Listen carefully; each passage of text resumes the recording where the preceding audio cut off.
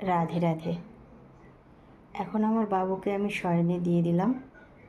এবার আমার কাজ হবে আমার সোনার ঘরটাকে একটু ক্লিন করা, কারণ সকালবেলায় ঘুম থেকে উঠে না একটুও টাইম পাই না।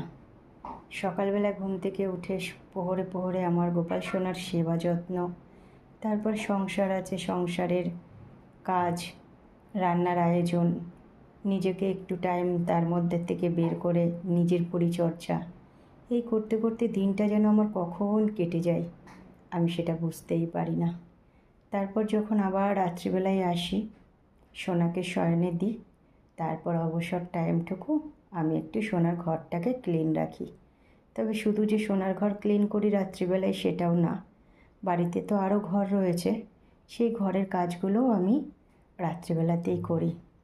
কারণ দিনের বেলায় তো প্রহরে প্রহরে সোনার কাছে আসা, সকালবেলায় একবার সেবা দিয়ে সোনাকে ঘুম থেকে তুলে তার জামা পরিয়ে তাকে একবার সেবা দিয়ে বসিয়ে রাখা, তারপর আবার দুপুরবেলার আয়োজন করা, ফুল তুলে সাজানো, সোনাকে সেবা যত্ন করা, তারপর আবার আমাদের আয়োজন করতে যাই কিছু খাওয়ার।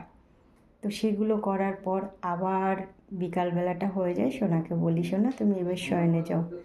তো সোনাকে একটু শয়ন, তখন এরমভাবে শয়নে দিই না, বসেই থাকে সোনা, তাই বলি যে সোনা তুমি এবার শয়নে যাও। তারপর আবার সন্ধ্যা হয়ে যায়, সন্ধ্যাবেলায় সন্ধ্যা দিয়ে তারপরে রাত্রে ঘুমের আয়োজন করি। ঘুমের আয়োজন করার পর তখন মনে হয় যে একটুখানি নিলিবিলি টাইম পাবো। আমার যদি আধ ঘন্টা দেরিও হয় শুতে, তাতেও আমার কোনো অসুবিধা নেই, কারণ এইভাবেই আমাকে করতে হয়।